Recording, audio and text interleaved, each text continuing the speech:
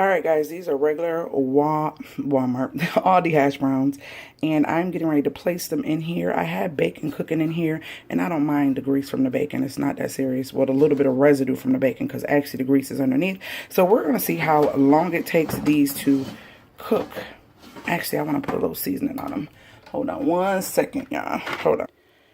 All I did was put a little black pepper and adobo, and we're going to close her up, and we're going to we're gonna go up to 400. 400 cook stuff real fast, and then we're gonna go down to 4 minutes, and let's see how these cook. And these are hash browns from Aldi's. So the time, I got some chicken thawing for dinner, but the time usually goes back to the original setting, which is 10 minutes and 350, and they're not how I like them. Let's see how the other side looks. Oh, they're getting crispy. So I'm going to put it in for another 3 minutes. And we're going to cut this temperature up to 400. And we're going to cut this down to 3. And see how they look after that. We are a little over halfway through.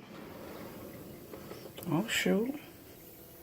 So, yeah, I would say about 5 minutes. This one back here is really getting crispy. I like it. Guys, let me see. Let me take this out. I always leave it in. You can see the grease from the bacon or whatever's cooked down in there. I usually clean it after I'm done with a meal and I'm making sandwiches. This is the same day I made the bacon, but I'm showing you 2 different videos.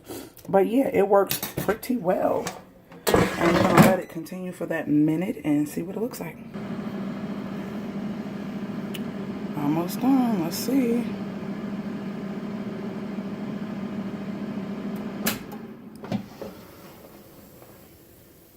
I would say it's a go. You guys see how long I put these in, and these are nice and